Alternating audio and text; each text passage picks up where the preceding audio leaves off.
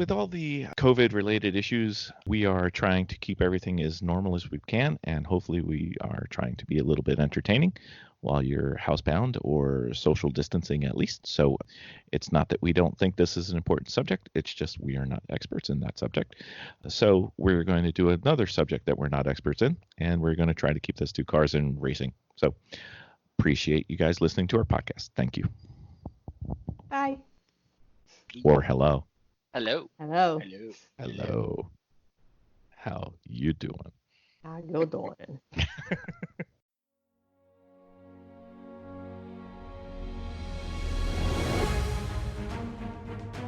From the great halls of their house, there are assembled three who hope to one day be the world's greatest driving heroes. Created from the cosmic legends of the universe comes our team captain, the Vision, Bill Fisher. Their soon-to-be Wonder Woman, Vicki Fisher. Our Captain Marvel and head flight trainee, Jennifer Skripchuk. And our Batman, the master of tools, gadgets, and all things mechanical, our mild-mannered soon-to-be billionaire, Alan Danvers. Their mission, to fight injustice, share what is right and wrong, to get you out of your house and come out racing with them, and serve all mankind. They are the Garage Heroes in Training Team. Welcome to the Garage Heroes in Training Podcast. I'm going to be your host for this episode, and my name is Bill. We're going to see if anybody knows the alphabet. I'm Vicki. I'm Jennifer. Woohoo! We did it. See what happens when Alan's not here. So we have a special guest for this week. We have the person who may have passed me the most last night on the iRacing, E1R racing. And actually, I believe he passed me successfully every single time. The only time I crashed when he was passing me was when I did it to myself. We have a racer from Lemons. He races on the League of Legitimate Nigerian Businessmen, probably the longest team name that we have in the world. And his name is Randy Bish. Welcome to the podcast, Randy. Hey, everybody. Really happy to be here. You're so happy you're tongue-tied. That's okay. English is hard. It is. It's next to numbers. I mean, numbers are hard. So everybody kept thinking I was the 919 car last night because I was upside down so often, but that's a different story. Wow. So we have Randy on for a bunch of different reasons, but one of them we'll get to later, and it was his unique and novel way of raising money for charity. We'll talk about that a little bit. But Randy, as usual, I do horrible introductions. Can you kind of summarize for the listeners who may not be familiar with you, kind of family life, racing life, professional life, whatever you want to talk about? We're here. Sure, I can give it a run. So, I'm Randy. I'm the captain of the League of Legitimate Nigerian Businessmen, quite possibly one of the worst but most entertaining newer Lemons race teams. We're the guys with the Pinto wagon with the backwards flames on it, which if you're on the east coast of the U.S., really the rest of this paragraph is going to be a moot point. Outside of that, I've tricked some people into paying me to be an engineer in the automotive industry. So I do ignition things and I play with spark plugs and life is grand. So that sums it up. Oh, and I'm also a terrible vehicle collector. That should give us some starting points. Yeah. So I think you and Bill have a lot in common. But wait, he's got a Pinto where the flames come from the back. Who would have ever thought that would have been the design for a Pinto? Well, probably flames. The Ford legal team in 1974-ish. Yes. I like it. He maybe gets sponsored to stop racing the car by Ford now. So Randy, what got you into this racing thing? We're talking meat space, not meat space. iSpace. Sorry. So when it comes to racing in general, probably the first time I saw two cars together, it was probably 4 or something like that. It's like I'm just picturing at this point. I was probably I wonder which one's faster. But a lot of it comes from my grandfather, who was mostly a quiet guy until we would go out for drives, just him and I. And whenever he'd be away from, my grandmother and everyone around, he'd tell me stories about all of the terrible things that he could only tell me about after the statute of limitations passed. So all of the stories about all the times that, he went street racing, back in the 50s and 60s, all of those kind of shenanigans. And I was like 9 when that hit. So it's just had a lot of time to fester. So if anyone's to blame, it's Grandpa. And I'm sure he'll take credit for that. Not a problem. So what is your racing history? Where did you get your start? What types of cars or races have you competed in? What other cars have you driven? So our race history is actually really, really short. Our very first team race was Pittsburgh last year, Pittsburgh 2019. Because so we're a bunch of youngins. We've wanted to do lemons for about 10 years now. And whenever we wanted to do it, it was great because we checked the schedule and they were racing at this place called Nelson Ledges in Ohio and in West Virginia. Like, oh, sweet, we can just go. It'll be great. And a lot of us, we had to graduate high school. And as, we became adults, all of the races moved far away from the Pittsburgh region and it got more expensive. So it finally hit whenever they came to Pittsburgh last year, like, okay, we have to do this. So we bought our Pinto because it was available and it was cheap. And we gathered a bunch of willing participants together and we attempted a race. And outside of that, we did 2 races last year. Some of us have a couple autocrosses in us, but outside of that, our racing resume could probably go on a sticky note. Wow. What races did you do? Pittsburgh's a good track to start on. It is. Oh, we have Pittsburgh memories, but I'm sure we'll get to that. Races last year, we did Pittsburgh in April. I went to party at Gingerman in June, and then we raced Gingerman in October. The Tony Swan Memorial Race where we won the Heroic Fix Trophy. Nice. Wow. Oh, and what was that for? A severe lack of planning, meeting a severe surplus of dedication. Essentially, we needed a distributor gear for the Pinto, and the only way we could do it was by buying the entire drivetrain out of another Pinto on the other side of Michigan. Oh, wow. Oh, wow. Yeah. Nobody said we were smart. Now we have a transmission we can't use because we couldn't make sparks. Wow. Oh, jeez. Transmissions and Pintos can make sparks, though. Yes, they can. Yes, they can.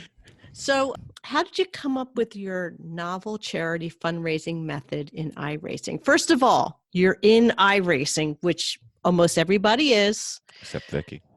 Well, yeah, I need to practice. I don't have much confidence in that, but we're talking about Randy now. So you jumped on iRacing when the Lemons opened up online, or have you been doing the iRacing for a while? So I did a couple of iRacing events probably 7 years ago because I have a friend that's very into it. I did a few and then didn't touch it again until Lemon started. Okay. And ever since then it was head first straight into the deep end, and here we are. It's only been, I think, 3 weeks of racing. Oh, wow. So the novel charity fundraising method in iRacing, which is you donate, I drink. Is that how it goes? Or some variation of that. We're far better at the drinking than we are at the formalities of naming at the moment. But Bar said anyway. I saw the bar said that. So it was the very first race. It was Laguna with Lemons, where I was pretty well toasted in one of the races. And I'm like, wow, I could be doing something constructive. So I finished the race and I had the idea of, if I can coax people into giving a donation for whatever charity they would like, for every donation of, whatever they're comfortable giving, I'll do a shot. And I felt like that was the kind of shenanigan that has potential. And because I have terrible friends, it took off. So the next week we raised somewhere in the ballpark of about $400. I did about 17 shots before and during the race. I had to watch the recap the next day because I don't remember how the last race ended. Oh, geez. It was glorious. So I have seen, but yeah, so it was a lot of fun. And now we have, because if I do that again, my liver will just burst into flames. We actually have people who are taking the role of a designated drinking racer every week. So, okay. Yeah, so this, Yeah, so this, so this coming race, the Barber race for Lemons that's coming up as of recording, is Mental from 3 p.m. UNR fame. He is. I gotta be on for this one. So not only is he doing it, but we're going to rotate every week. We're always looking for new volunteers. But at the end of a season or two, we really want to do a race specifically for the DDs of those races. So like full IROC style, international race of cirrhosis, full on charity melee. So I don't know how it's going to work out because we're still waiting to see how the first DD rotation goes, but that's Oh my what we're god, hoping for. this is such a Lemons version of charity. Lemons version of giving back. Mental with a tequila bottle is not exactly a difficult thing to fathom. So you're racing on Thursdays, correct? Yeah, we're racing with the full Lemons schedule, which as of right now is Thursday evenings. And what is your car that you're racing right now? So I go back and forth. I've raced the Solstice, which is painted like our Pinto. And I've been racing the Volkswagen TDI a lot, and I'm just throwing different paints on it. You might remember the Holland Oates car from a couple weeks ago. There's a Striper paint job, Striper / Ted Cruz / Zodiac Killer paint job that might come out. And if I ever get good enough, we'll probably bring up the street stock with maybe a Charlie Murphy / Chappelle Show paint job that's ready. Nice. So now we're one step away from Vicki actually getting off the sofa. Yes, I am. So I may partake in Thursday. Oh, please do. It is so much because honestly, if there's going to be drunk people on the iRacing, I can only improve from that. Oh, and it is plural. Only one at a time is raising money. But there's more than one drunk. Okay, I may stand a chance. Just remember, you don't have to actually be drinking to claim that you're drinking. This is true. Yeah. This is true. Yeah, but it's all part of the honor system. Oh, yes, trust me. I'm not saying she's not drinking. I'm just saying she All right. I may have to do Thursday. I might have to come and see Randy. All right. Very well. Well, that's it. There's a variety of skill levels. There's nothing to be ashamed of. Okay. All right. It's fine. So we got a little bit into your driving, real life driving cars. How did you? Well, it's a Pinto, so I'm using this very openly. How did you? Wrong with a Pinto? There's nothing wrong with a Pinto. Absolutely nothing. There are several that was things our wrong first with the car. Pinto. That was Jennifer and I shared first car. Yeah. Yes. So unless your Pinto has the optional, hey, I can go fishing through the floorboard holes in it, it may not be the car that they actually had, but it is a Pinto. So how or why did you choose the cars that you're choosing for racing? Did you lose a bet? I love how you think that there might be some choosing process other than is it available and do I have the money for it? That's pretty fantastic. But no, last year we needed a car that was pre-built in a rush because pit race was announced pretty late, so we needed something ready to go. And of the list of cars that was for sale on this side of the country, Matt Ferenchak popped up of Silent But Deadly / Matt Ferenchak Motorsport Racing fame. Is like, hey, we have a Pinto. It's terrible. And we're like, hey, we have like $4. We would like it. Perfect. Wait a So minute. we got He classified, we have a Pinto and it's terrible. Didn't he just have to stop it? We have a Pinto? Oh, it's terrible, even for a Pinto. Like okay. we are pushing the envelope of terrible automotive technology. But That's Yep. what makes it fun, right? Well, yeah, well, since you obviously have no selection process on your race car, do you have anything for your street car? Or? oh, absolutely not. It's the same process. Excellent. It's the exact same process. Next. Okay. The sticky note that our driving resume is on, the back of the sticky note is how to buy a car. Okay. And He's just shy of if it's free, it's me. I'll take 3. I've done that before, actually. So yeah, because this week I had my 27th birthday this week, so I bought my Happy birthday. why thank you, but as a present I decided to buy my 27th car, and it's terrible. madness. It's terrible.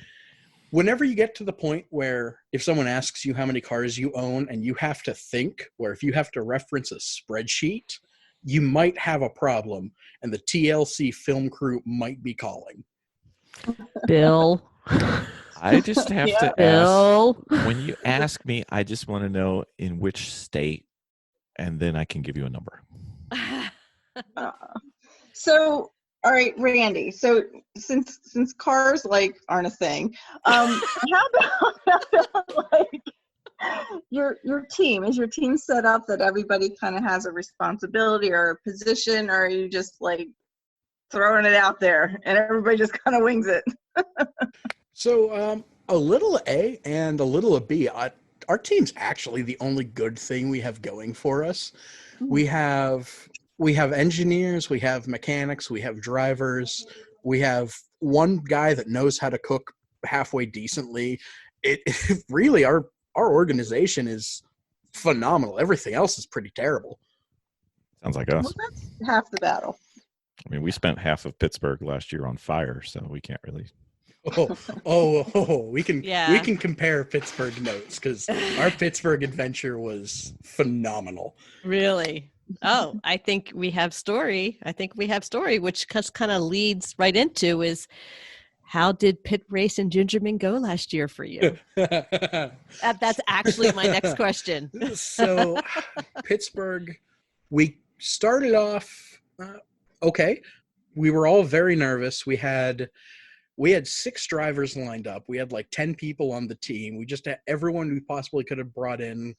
Figured it'd be fun. Let's go out and do this. And it started off okay, because nobody died in the first 15 minutes, and Woohoo! that was a success. But then The bar is low. oh yeah, whenever the bar is on the floor, you can only achieve your dreams and beyond.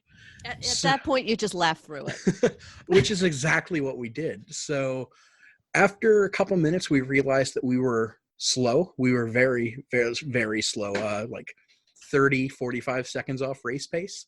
So we're just having a ball when we're out there doing this, and start the second day, and the car no longer makes electricity, and we have to pull it in every hour for 3 quarts of oil, 2 gallons of water, a new battery, and a driver swap.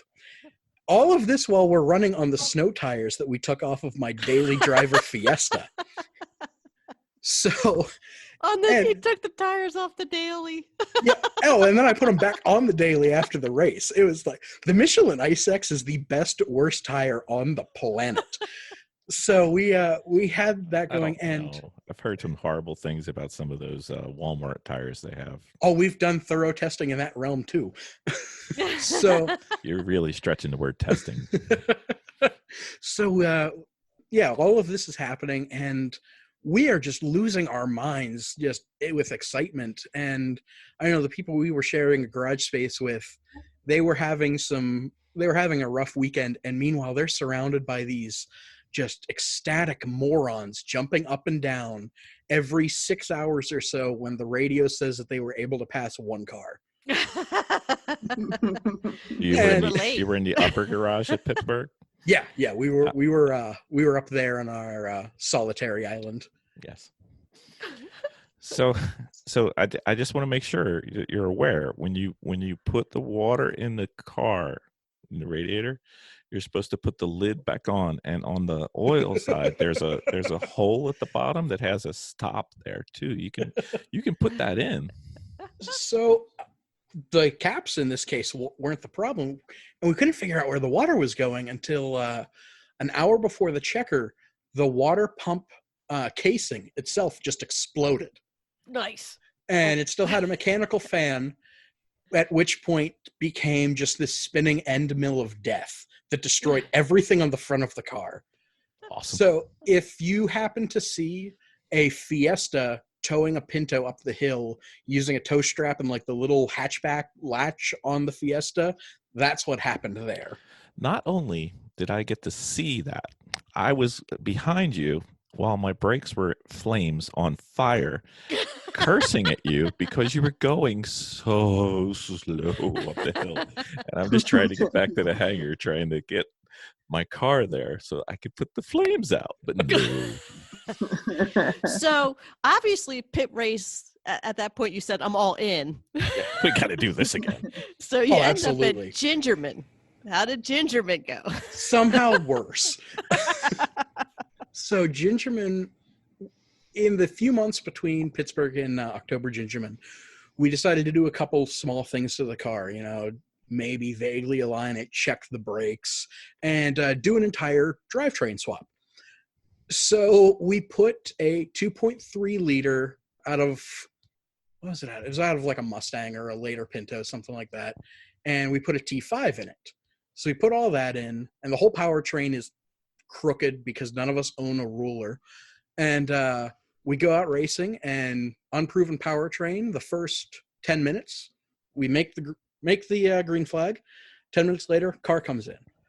Okay, carburetor's angry. We don't have any carburetor rebuild parts. So we take it apart and we stab it with screwdrivers until the crap comes out of the jets. And then we race again. And then a couple minutes later, the distributor gear just eats itself. So now we can't make spark. And that's how we ended up buying the drivetrain from another Pinto on the other side of Michigan just to put in to go racing on Sunday. Wow. But we made the green, we made the checker. Everything in between was pretty sketchy. Wow. I can't imagine. So you're still all in. Oh, absolutely. Like, if this didn't kill us, like, now all we have to do is dominate. There you go. Yeah, So, we do too. provided the apocalypse ends soon, what do you think your schedule may look like for the rest of 2020? Yes, literally whatever we can do. So, Yeah. right now, 24-hour CMP in June is looking iffy, but we'll do it if we can.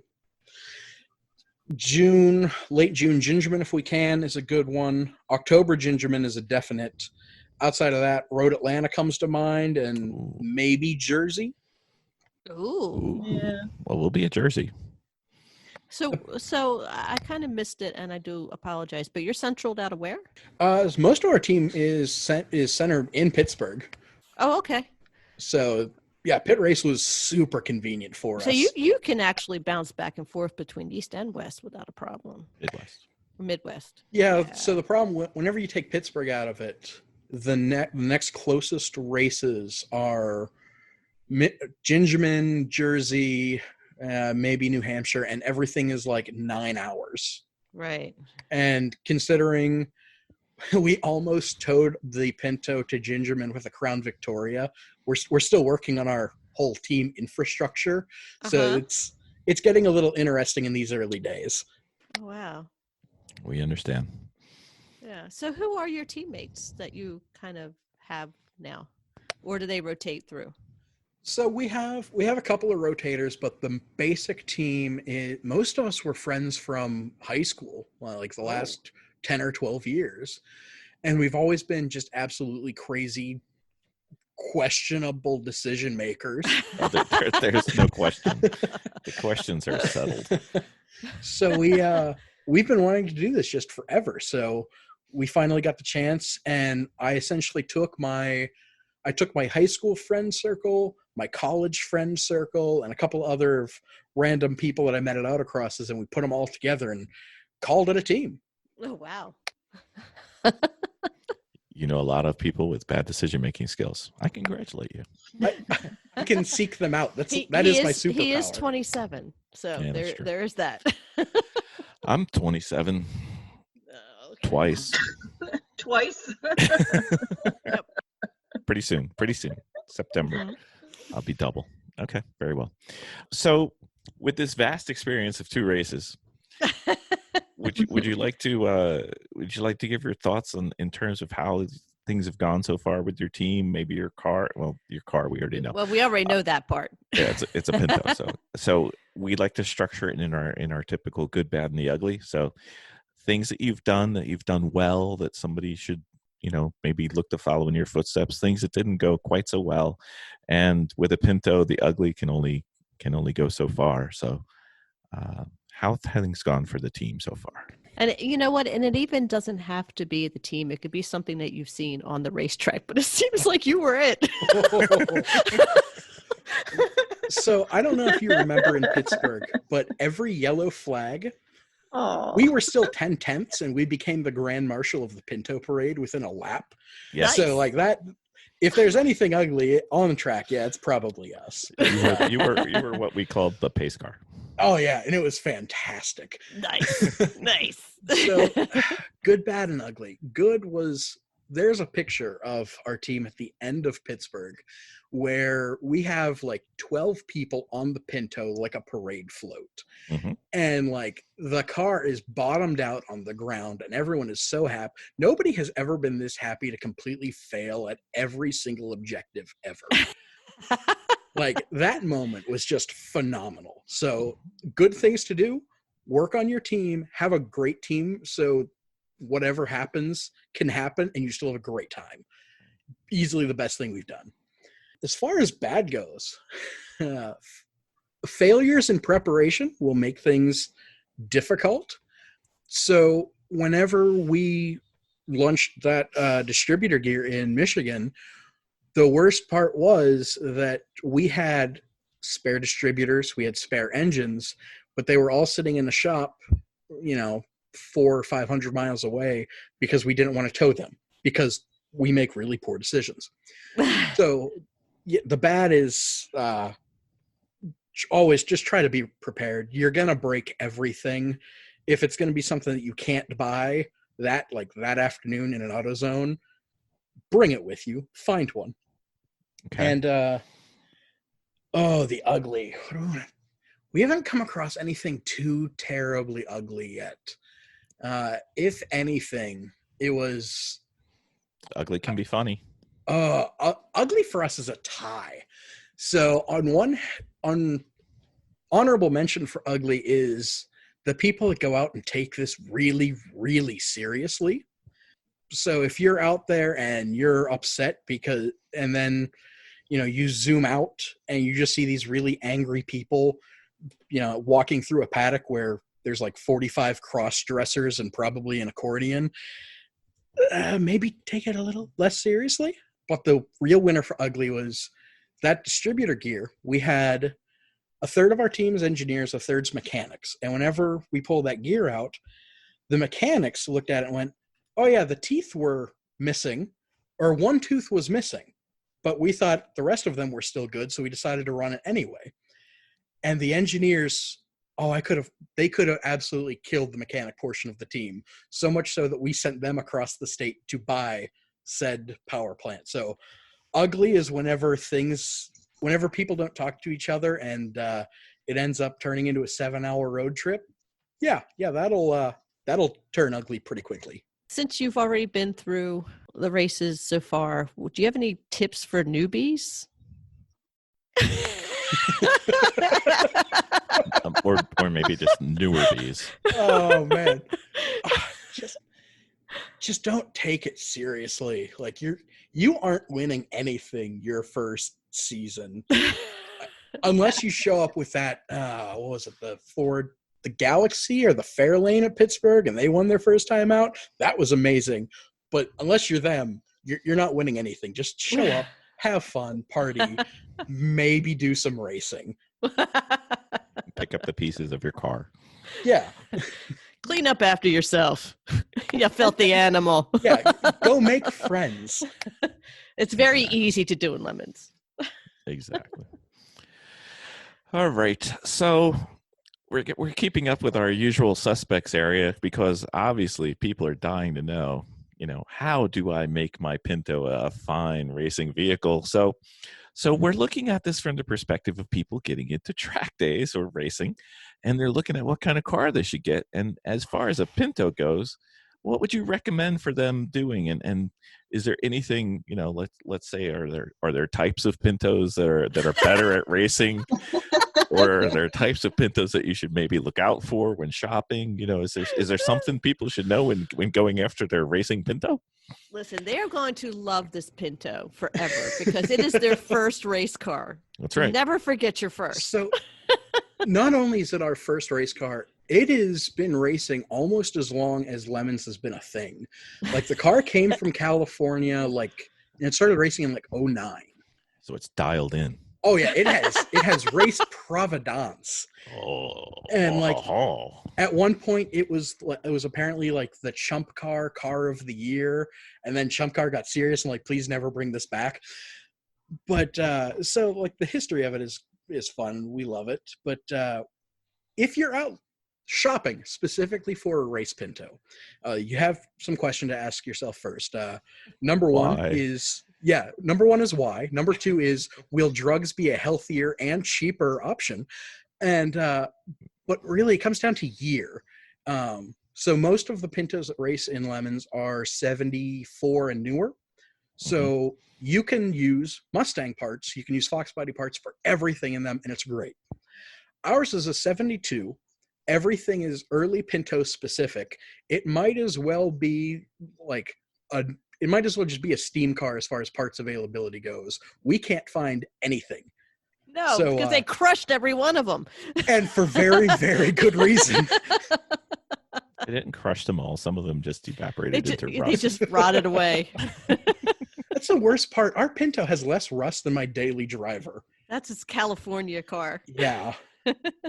So obviously people have tuned in this far. They want to know the strengths and weaknesses and performance advantages of a Pinto over the other types of cars they could be choosing. So we need details here. Strengths, weaknesses, and performance advantages. So strengths, it's legitimately very, very light.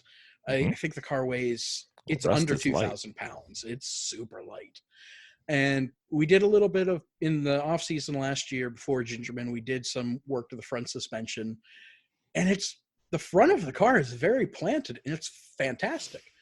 The back of the car and the front of the car aren't on speaking terms, but that's completely besides the point.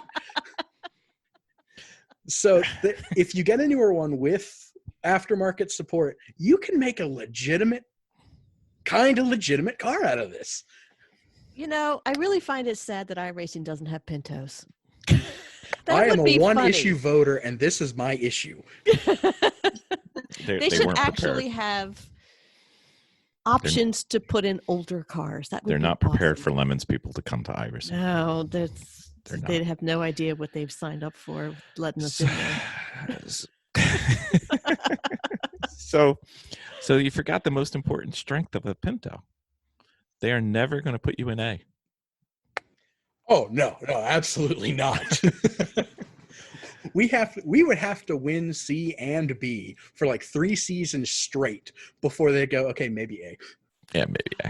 Yeah. I wonder what would happen if you actually put something very powerful in that thing. It's still a Pinto. Oh, you would die. You would just immediately die. The entire chassis would warp itself the second you go past half throttle. All of your loved ones will mourn you forever. And this is just with 180 horsepower, Duratec out of a crappy Ranger. If you LS swap it, you time travel. Yeah, it would look like a Pringle potato chip in about 2 turns. I cannot wait for him to post pictures of this because I'm quite sentimental. I have pictures of this. I mean, I'm quite sentimental of the Pinto. Okay, so this may take us through the rest of the podcast because we'll run out of tape by this.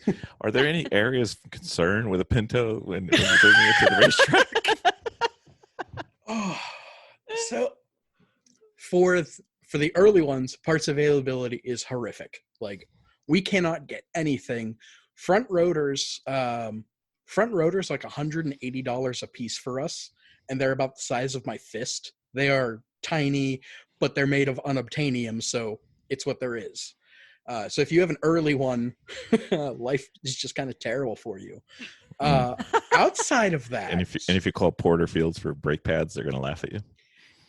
Yes. So I did some digging. They shockingly have no off-the-shelf options. They have options for my Buick Roadmaster for pads, but they do not have options for my Pinto. They Wendy and the team It's will like a make them. unicorn. And I think that's actually what Matt did whenever he was racing it. I know that they had some pads made, so as long as we have those, we're okay. Like ST43s. ST43s from Porterfields. Just saying. Yeah, one of these days we'll race something maybe a little heavy, a little faster, and then we'll think about some heavier brakes. Well, the thing you got to realize, though, is that, with that car, you can legitimately have a reason for why you drive as bad as you do. Oh, and we have used that excuse as much as we possibly could. All right, so I got my Pinto. I found my great car. I put my cage in it. I'm ready to roll. What would you consider the upgrade priority areas for said Pinto, in order to get up into that competitive tip of the spear C-class car that it could be? Probably immediately buying a BMW. It's a good plan. just immediately. Just like, put once a Pinto body on a BMW and call it good. You might be onto something with that. But the first thing to really upgrade is just have spare parts. Just keep it stock. You're going to be slow. You're going to be terrible. It's going to break. Find them. Yeah, exactly. Bring a donor car. It reminds me of our 74 Capri. Yeah. I still don't think I've seen a Capri in real life. Like, I think as the human race, they looked at every Capri and burnt them before I was born. Mm-hmm. So I don't know if I've ever actually seen one. We've raced one twice. Yeah. It was our Avengers Assemble car. It was. So obviously the question everybody's been waiting for is, when you got your race Pinto, what particular types of racing is that car going to excel in? Is it is it the all-arounder that everybody always says it is, or is it kind of specific to the area? Oh man, is keg racing an option? Because could be. The Pinto is probably the official pace car of keg races. Yeah. Outside of that, no, it's not fast. It handles moderately okay. If you had somebody with a will of steel and a 4-gallon bladder, you could be potent in Class E for endurance racing, because in Pittsburgh, flat out, we got 23 miles to the gallon. Wow. Well, that's because your flat isn't that flat. Oh, it's very flat. It's just not impressive. So, and then the one question that a listener wrote in and said, exactly how easy is it to push the gas pedal flat to the floor and then proceed to go through the floor? So it's actually harder than you would think, because until maybe 2 hours before the end of the Gingerman race, the second or third last driver comes in and goes, hey, if you really, really push the pedal, it goes the rest of the way down. So we were racing for most of that race with 80% throttle because we broke the linkage because we're a bunch of monkeys with wrenches. So it vaguely related to that question, it's quite difficult. You have to actually put effort in to make sure you want the full unlocked 73 horses of the Pinto. So you were handicapping to the field to give them a chance against. Oh, we were luring them into a false sense of security. That's right. I love it. You blazed by them, and you were also conserving your brakes and tires for that final push. For the cool down lap, I was still racing 10 tenths and couldn't keep up.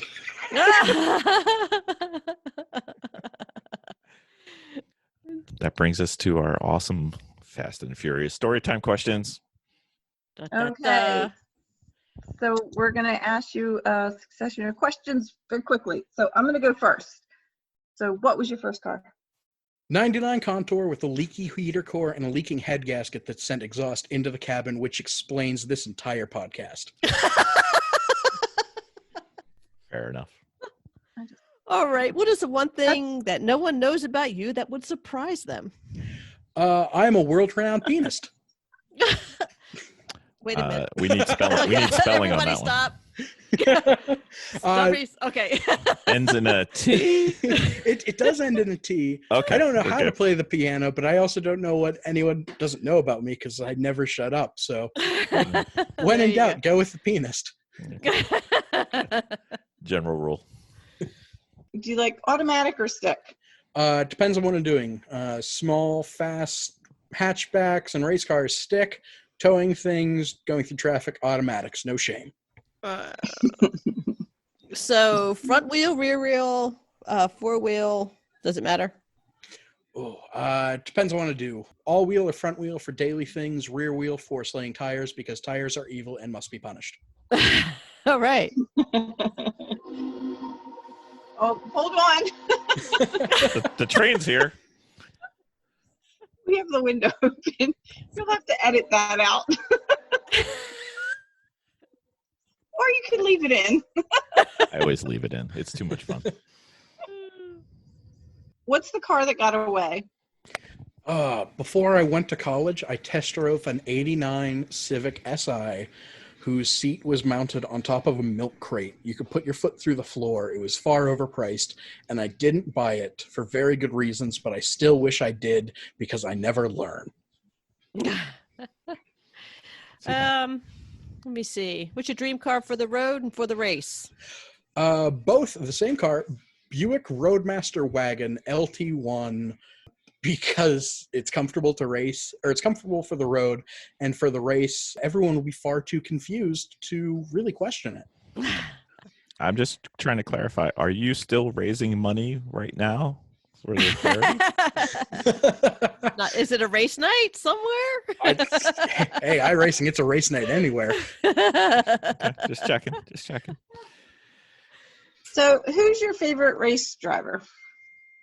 Oh, I can't think of one off the top of my head, so I'm just going to use this opportunity to say the words Dick Trickle. Not Bill Fisher? Just No. Okay, so There Bill you go. Fisher takes an honorary spot in my list for the Right whole... next to Dick Trickle. Yes, right next to Dick Trickle for the whole lost wheel gas well story of last year. Oh, I was driving when I heard that, and I almost died because it was the most hilarious, 12 minutes of podcast I have ever heard. That was like a 1.2 on the Rogan scale. That was just phenomenal. Oh my gosh. Craigers almost got thrown off the plane by TSA security because he was listening to it on the plane and could not stop laughing. So, And I got to tell you, Bill did not exaggerate any of that. That really did happen just like that. That is... you don't that's need to more than I could exaggerate dream that for. story. Oh my God. Oh, all right. If you could build a car for the racetrack, what would it be? Oh, this is one that we're actually going to try to start doing in the next year or two. Woohoo! 93-ish Lincoln Town Car. Nice. That would be good. Because it's just a Panther body, so you have all the Crown Vic pros and cons and parts availability, but it's a town car, so you look fantastic. Wow. Debatable. I don't know. I'd be up for it. I'd be up to watching it. It's because your It'd be uncle cool. used to drive one. Yeah, it's true. I mean, spec town car sounds like the greatest motorsport possibility in the world. You know, Lemons speaking loves as- that stuff. Speaking as someone who grew up in New Jersey, you could actually have your entire driver team in the trunk and just change really fast as you go around. And they probably wouldn't really even know they're back there. Oh, absolutely not. You'd have to wake them up because they would be on a couch in the trunk. That's right. Exactly. With cable. Up the Okay. trunk, and there's just some dude eating Cheetos and watching Roseanne. Best live stream possibility ever. Okay, Randy. So if you can only drive in race cars from one decade in the past, what decade would you choose? Ooh, if I have to limit it to a decade, probably 90s at the moment, just because that's where things started to get not quite as terrible as the Ugly. 70s and 80s. Things started to get character, but they were still kind of terrible. Like, it was rad as can be, and like, it's the decade that gave us the SVX, the true car, the official pace car of, it doesn't have to be good, it just has to look cool. Have half a window. Oh. Have 3 of them. You too? So, I have indeed had 3 SVXs. aw. That explains the Pinto. They're so terrible, and one of these days I'll race one, but we'll get there. Mm. You're using race literally. Liberally, sorry. All right. So, question everybody wants to know. Jeremy, Hammond, May, Chris, Matt, somebody else. For like just overall, What? Your podcast. James May, because on the inside I am actually a 63-year-old named George who really loves like model railroading and stuff. So James May all day, every day. Okay. Very We'll good. try and get him through your next Pittsburgh race. So, where would your ultimate road trip be from and to, and in what car? I would love to do a run down to, say, Florida, Texas, somewhere far. I want to hit the tail of the dragon, hit a bunch of dirt trails, kind of gambler my way to some faraway distance, and then probably do it in a GMB body, so a Buick Roadmaster, a Caprice, something like that, or a Crown Vic. I like it. But Don't worry I about don't know. it. That question takes a lot of planning, because I'm not really a planning does. person. In case you haven't noticed, Yeah. it somebody sounds gives like, me an opportunity, and I go, sure. Yeah. he just says yes. I can make a debacle out of that. No problem. So, what is your favorite car, or what's your favorite movie or car from a movie of all time? The hoopty that Uncle Buck drives. Nice. So I am somewhat of a luxury mammal, and I have he's going to be 2 this year. I have a nephew who is 2. And this has been an ongoing family joke where whenever I'm around, I'm only referred to as Uncle Buck. So we're going to see how many decades we can go without my nephew knowing my real name and only referring to me as Uncle Buck. Does he know what Uncle Buck is yet? We're working on it. Was a 1977 Mercury Marquis? It's somewhere in that Malaise era where it's just a doorstop with wheels that weighs like 7,000 pounds. Like, it doesn't really matter what it is. It's comfortable and crap. And big. Oh, it is so big. All right. So, of the 2 races, what car would you love to switch into that you are currently racing against, and at what racetrack? I'm thinking any. Man. Not the Pinto. There are. So we put Florida man PhD Donnie in the Pinto. He said it wasn't the sketchiest thing he ever drove, but it was number like 1A on the list. You do realize the spectrum of cars that man has driven, right? Oh, Yeah, right. absolutely. Okay. So yeah, anything is an upgrade from the Pinto. So we would want to do something with style. So what immediately comes to mind is obviously the V10 Viper Rolls-Royce that runs in Gingerman, which is the greatest thing to ever drive by you. It is flames. Yeah, it spits flames, it oversteers, it's wonderful. Nice. That one comes to mind. The new team that showed up in a like very stock supercharged like Buick Park Avenue that they blew up their motor after about 3 laps. I would love to, just because I'd love to see how comfortable I could be while racing. You might fall asleep. Yeah. I would have lost so much money because I had 100% bet that you were going to say Biffle's car from Pittsburgh. I mean, I've done my tour of I've done my Crown Vic tour of duty. I love them, but it's just a Crown Vic. Actually, your S10, I'd love to take that for a spin at some point, because the whole idea of a race S10 still boggles my mind, and I love every minute of it.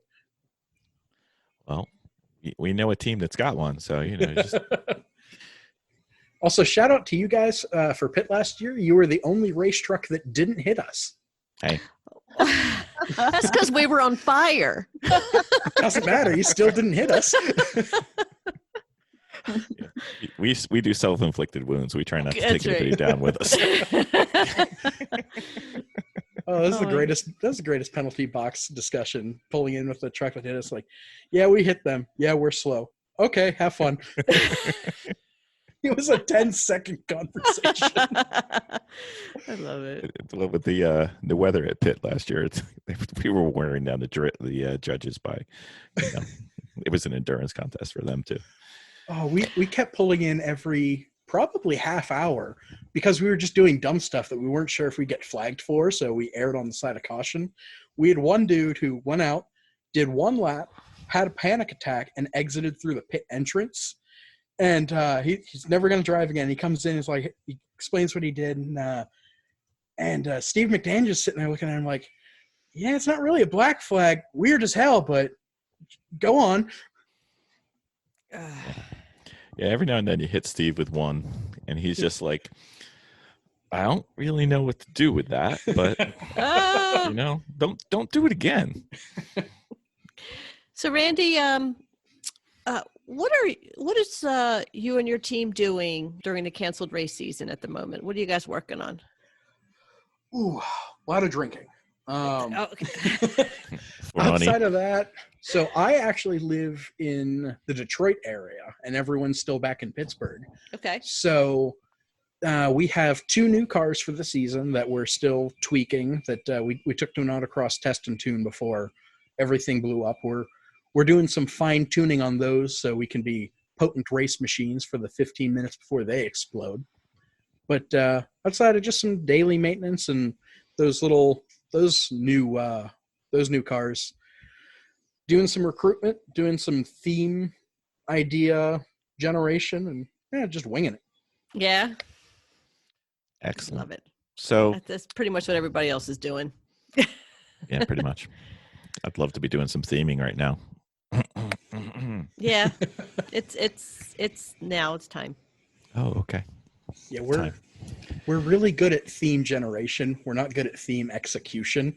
So we have a spreadsheet with like 20 years worth of concepts, and none of them will ever do well. Except Rick James and the Giant Peach. We might do that one really well. Rick James and the Giant Peach.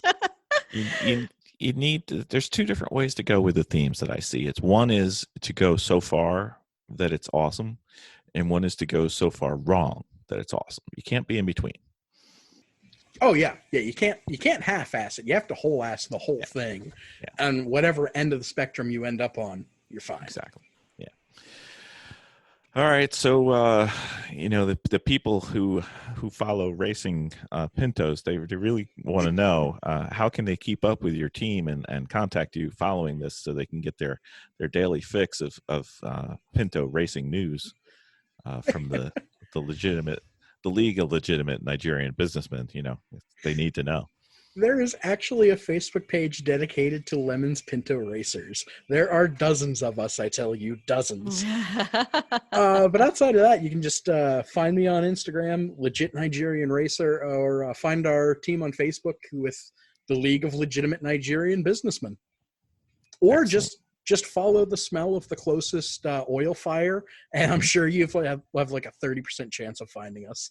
Yep. Nice. Yep. It'll be you or a Citroën or some other French thing. Or find him on iRacing. Or find him on iRacing. So very well. Until we talk Vicki into racing with you on Thursday night, which I'm hoping to see this happen, you can also tune in and watch some amazing end of track festivities, because NASCAR does donuts when they're done. Lemon's iRacing, now that's when the stuff gets serious. So are you going to be drinking this week, or are you tagging out for mental? So I'm not going to be drinking competitively. I'm sure I'll still be Sponsored drinker this week. Is that what you're saying? Yeah, I'm sure I'll still be doing my due diligence and keeping my liver in check, but mental's taken the torch this week. All right. Yeah. Very well. Well, we will see if your racing improves or stays the same.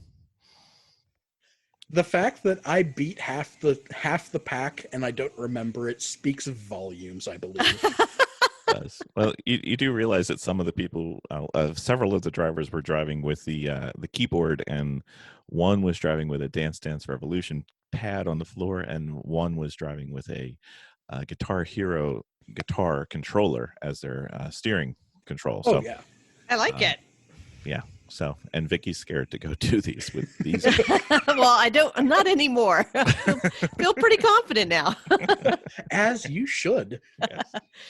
And as we all know, Lemons is not about winning. So thank you for coming on, Sarah. Hope you had a good time, and we will see you at the next race, hopefully. I had a fantastic time. I will see you whenever we do this again. Oh my gosh. I cannot wait to see your Pinto. Reverse flames. Oh, Reverse yeah. flames. Like it. Just remember the excitement that you feel now, and just remember how naive that excitement was. Very well. I love it. Have a Randy, great night. thank you so much for coming on. Anytime. Thanks for having All me. right. All right. Take care. Yep. Dominating with Dawson. Okay, Ben, we're here. We're at a new track. Hopefully you've done a little bit of homework. Maybe we get into that as well. But how do you get used to or familiarize yourself with a new to you track? Okay, so like it's your first session and you're out there for the first lap, right?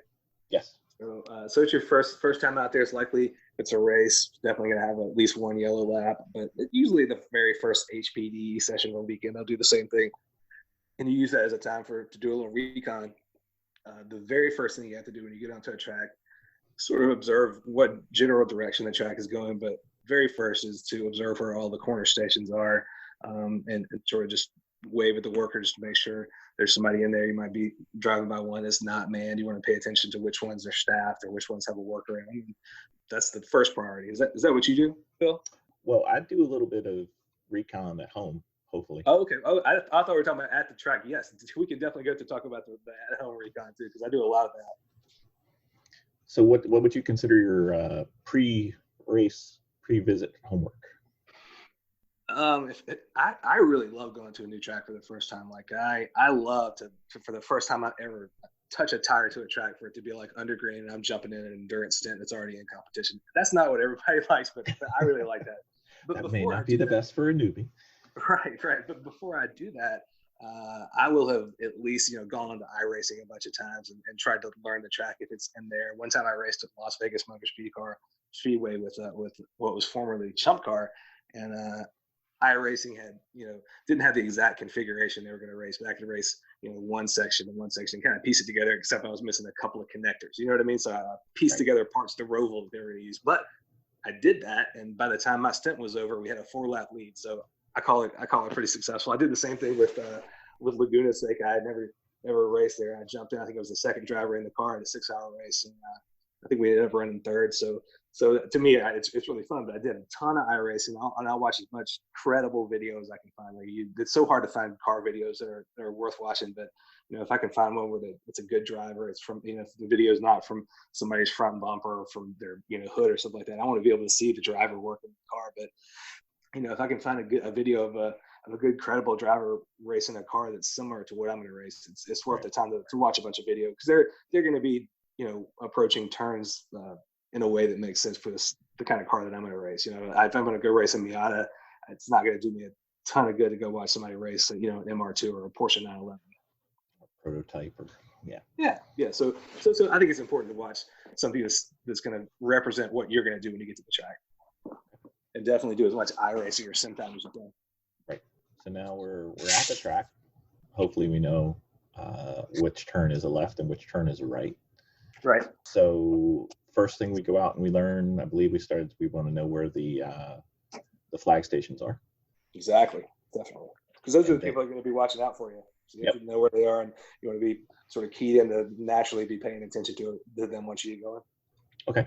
So then from knowing, a left turn, right turn, and flag stations, what would be your approach to learning how to go on the track, not only safely, but quickly? I mean, the very quickest way is, if you're lucky, you're going to find somebody that has a similar car to you that you can maybe keep up with a little bit, that's been there before, and you can kind of follow somebody around and see what they're able to get away with in this corner, this corner, this corner. And that's a real kind of quick way to kind of cheat your way to competence. But if you don't have that, if you're going out there, all by yourself the first time, you just kind of have to feel your way around. If you're turning into a corner and you turn so late that you almost run off the other side of the track by the time you're trying to track out, I was like, okay, I'm probably gonna need to back that turn in point up a little bit. But it's trial and error. And if you're somebody who's got some experience, it's pretty quickly a good time. You had a guest who was saying that, who was quoting Nigel Mansell as saying, if you can't sit at the track close to it by your third lap at a new track, you're just not going to be anybody. So it's not quite that extreme, but if you've got some experience, a lot of stuff will come together and start to remind you, like, oh, this reminds me of turn 7 at BIR or something like that. You'll find you'll find other reference points to it. So when you're approaching the track for the first time, are you trying to get fast at every turn all at once? Or are you trying to pick a couple and expand the numbers? Or let's say there's, Road Atlanta, there's 12 turns. Are you just picking the critical few and then work on the rest? Or some of them you just get and you just work on them one by one? Or if you're somebody who's already fairly good at this, you're going to see some sections of the track like, okay, this was pretty obvious. And so I end up focusing on the parts that I have a harder time getting. But yeah, ultimately I want to catch it all at one time. Like hopefully I'm picking each one up as I go. I'm not necessarily, if there's a turn that's hard, like say turn 12 at Road Atlanta is really scary, and it takes a lot of time to build. You're gonna have to kind of work up to it. But so I'll end up putting more of my focus on a turn like that. That's also an important turn that leads onto the straightaway. So right. Gonna affect your lap time in a bigger way. So yeah, I mean, I'll focus on what I think are trouble spots for me, but hopefully as I'm doing that, I'm getting faster everywhere. Pushing. All right. Let's say there's a turn that's causing you a problem. Are you going to be looking at moving your turn-in point or your brake point or your brake release point, or moving your apex? What's your kind of philosophical approach to dialing in a turn, a specific turn? I don't know, Bill. Do you think it's a better approach for me to be trying to change one thing at a time, or are you trying to change just a few things and just try a whole different approach every time I show up? Well, I mean, for me, it's always, wow, that didn't feel good.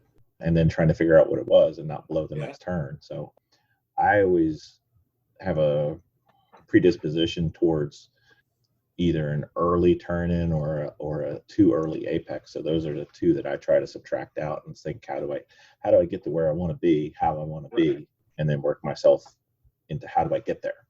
So you already know if it's not feeling good. Here's a couple of prime suspects I'm going to look at first. Yeah. Yeah, I mean, for me too, I only asked that leading question because I was going to say if I'm having trouble with the core, if I feel like I'm having to brake and then drive up to the apex, I'm braking too early. I mean, there's a fairly infinite number of things you could be doing wrong going into a corner, but usually I hope I'll have a feel for when I'm not getting right. So the next time I come around, I'll try the one thing I think I'm doing. So if I thought I was braking too early, then I'm going to drive up to the apex. Next time we're just going to try one different thing, which would be I'm going to try half a brake marker up into the turn further. And maybe if I see that takes me right to the apex with the right kind of speed I'm supposed to have, then I'll start working on the next thing about the tracker or about that set of corners that's not working well. Okay. So I've got a dumb idea, and I don't know what I figure I can do this with you. So everybody always talks, especially when you're on an endurance racing team, you've got 3 or 4 people, 5 people, 6 people even, using the same car. And when you communicate, like your braking point, so you're braking at the 3 marker and your turn-in points wherever, doesn't matter. It's totally unreliable. Right.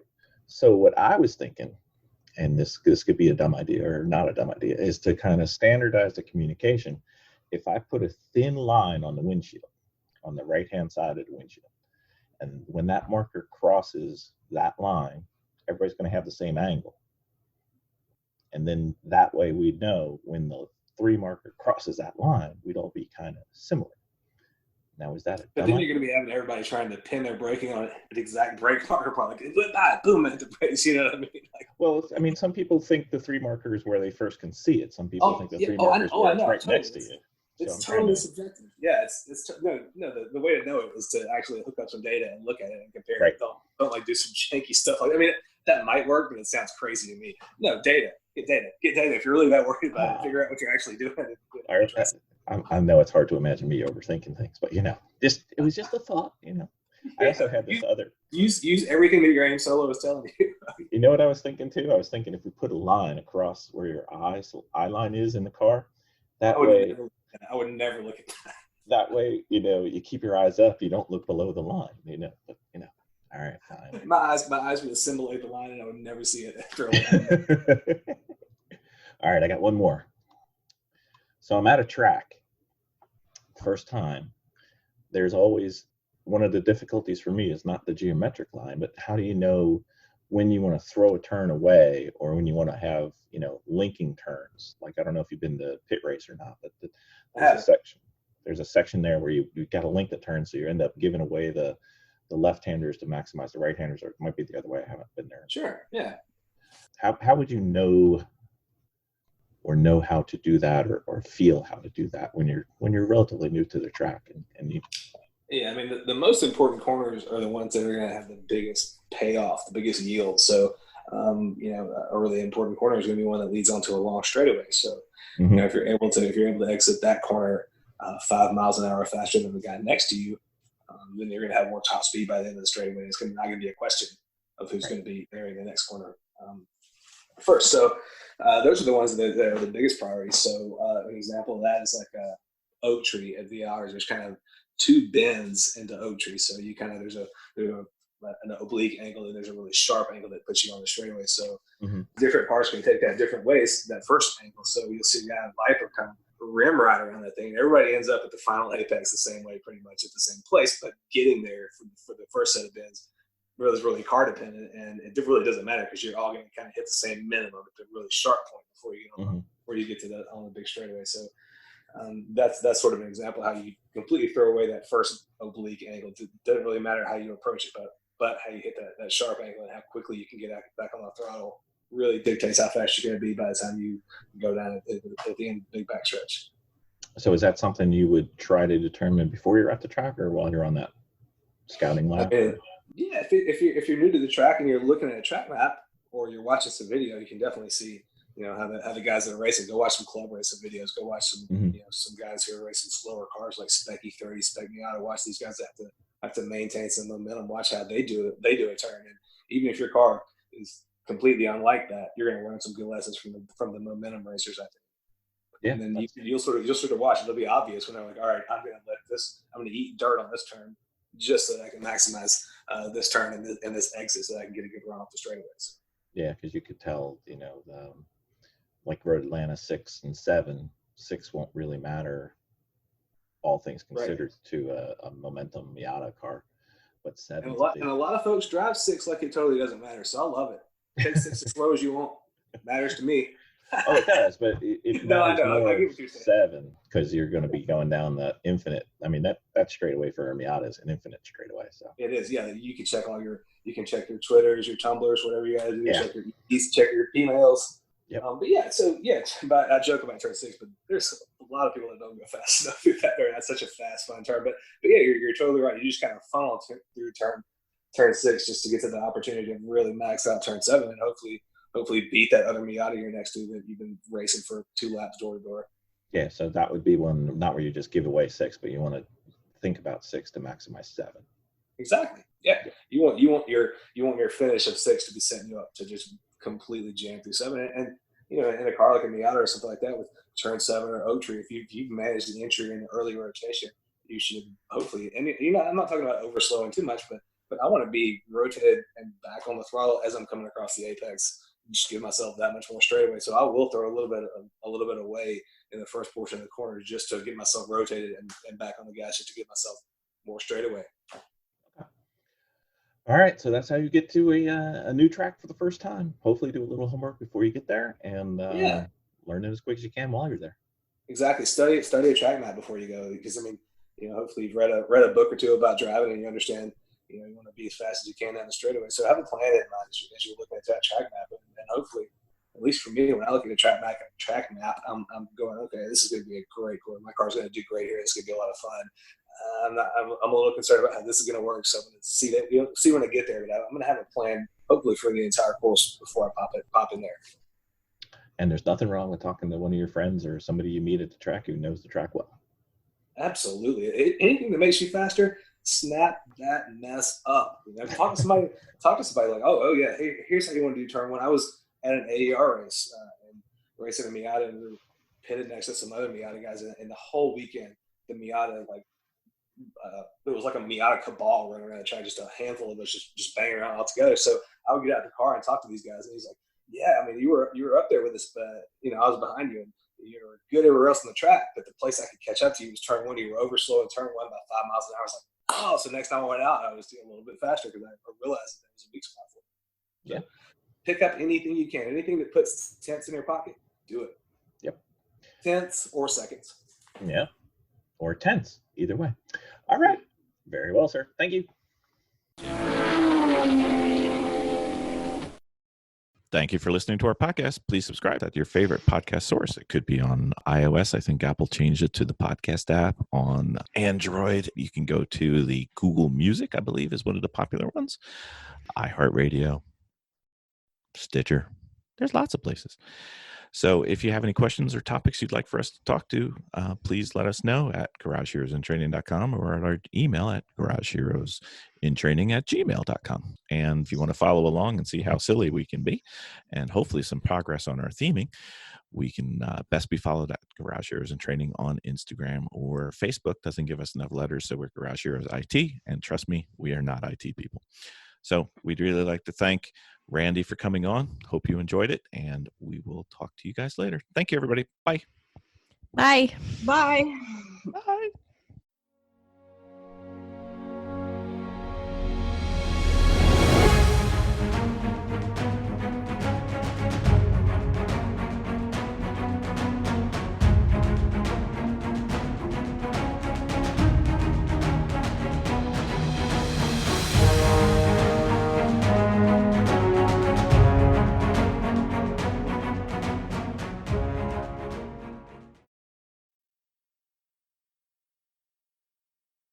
Hey kids, how's life?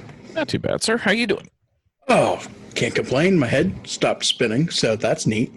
Oh. Is there a story? Yes, there's a story. A burning pod, right? We're burning pod. Burning pod.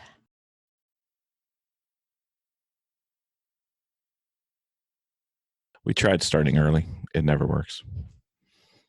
It's like being ready for the green flag on Saturday morning, it seems optional for us. I've had that experience, I think, once, and then we blew up, so it's somewhere in there. We get there. It may not be right at the beginning. We're almost there. I know. So, Randy, your team is legitimate Nigerian businessmen? The League of Legitimate Nigerian Businessmen. You have to have the full formal long form.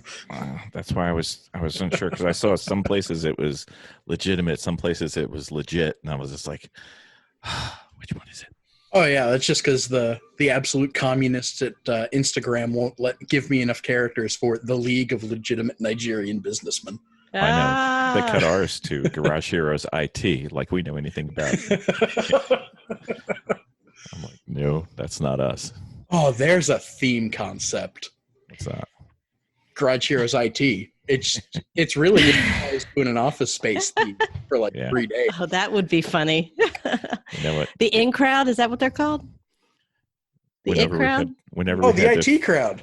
The IT crowd. Yep. Whenever we try to fix our car, we just stand there and bang on the side of it all day. That's right. I mean, it sounds like what we currently do, so I'm not seeing a problem. It honestly isn't that far away from what we do. So, she hasn't written back yet, but she's on her way. I'm sure. She hasn't written back yet, but she's on her way. I'm sure she is. She's pretty tardy. Well, no, she's not. She's never tardy.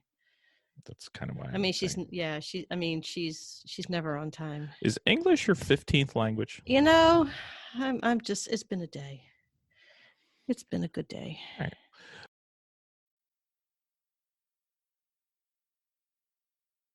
Oh, you guys have a whole system worked out here. Yeah, I can handle that. It sounds like a system. It really. It goes off the rails pretty fast. Yeah. Usually we can't make it through the introduction because we do an introduction in reverse alphabetical order, and Vicki has trouble with that since she No, starts I'm with fine. V. I'm fine. I got it. It's all good. We'll see. Is this a Yes. podcast or a field sobriety test? That's right. There's not that much difference if you listen to podcasts. Speaking of, I think a beer would be really good. Oh, as usual. It's Yeah. 6:05. Time to get ready now. That's right. Yep.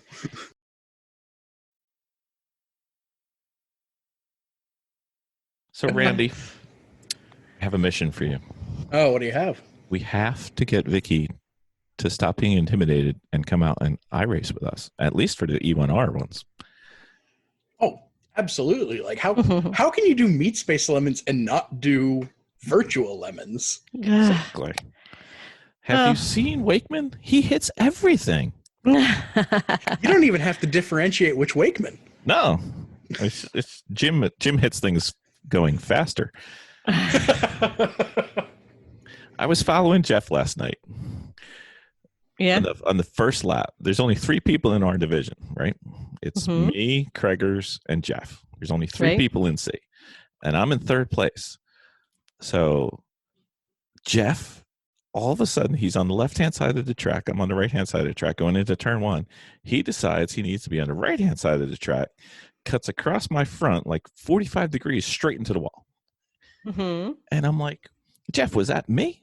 And he's like, well, yeah. And I'm like, well, what were you doing going 45 degrees? You know.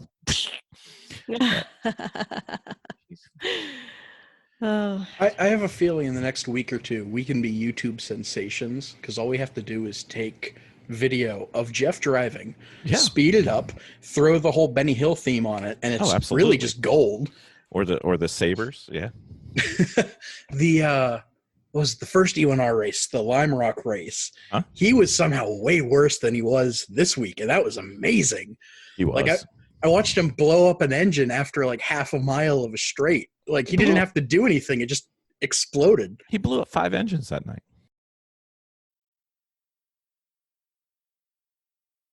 We're slightly on the Amish scale.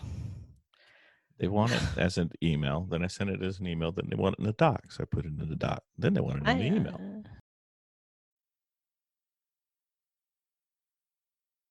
Man, that's a bit of a high caliber theme idea for some, probably a Pittsburgh race. Go full on Amish. Refuse to use power tools all weekend. You have to be really dedicated, but that could be really fun. Do. Yeah. That Get would, one of those like spinning screwdrivers. yeah, right. With the Oh my handle that gosh, it kinda would be bends in it. horrible. There has to be a goat involved somehow. You got to watch that in the Lemons paddock, though.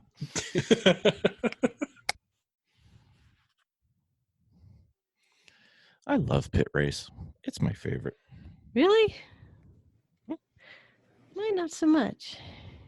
'Cause you Yeah, suck I mean, at it's pit it's okay. Well, our whole team is less than an hour away from pit race, so Really? I love pit race. Ah! Okay. Hi. It's the Amish Yay. Wilson sister. Actually, Yes. that doesn't narrow it down. Okay. So, Randy, you've got Jennifer and Vicki. No Alan this week. You'll survive. Most people think it's an upgrade. Ah. Hello, Randy. Hello. Hello.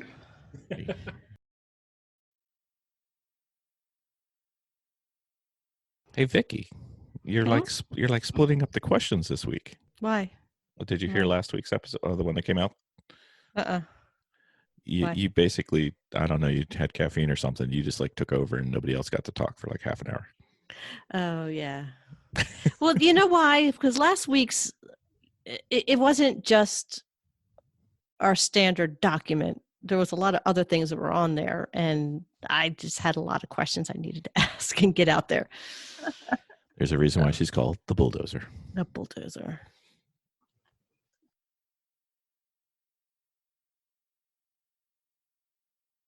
Which cars do you guys race?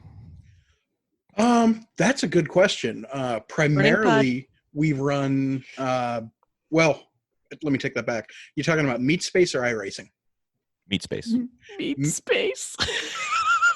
Meat space, we run usually Matt Ferenchak's old Pinto, the green one with the backwards flames on it, the wagon. Yeah. Uh-huh. And we may have purchased a fleet that we're trying to get set up for this year if we ever get to race. Okay. So there's a 300ZX involved. There's a Subaru involved. Ooh. Life is madness. Sounds like ours. So we have this segment, which would be endlessly funny if we actually did it, but it's called The Usual Suspects, where we talk about the cars that people usually race and we see how they're racing. Do you want to do a Pinto? Sure. Okay. All right. We're having The Usual Suspects racing a Pinto. All right. Very well. How bad could this be? Like, give me a minute to get my soapbox out of the closet. This can be a 3-hour podcast. Oh, nice. Mental sized. Like we can do the whole Titanic 2 VHS thing with this. Oh, it'll be a thing of beauty. Oh, 2 VHS tapes. And that's without the director commentary. Wow. I don't know if I'm up to it, but I'll try. All right. Good to go. Got to get my radio voice on. How are you doing? Welcome to WXPJ. Anyway. All right.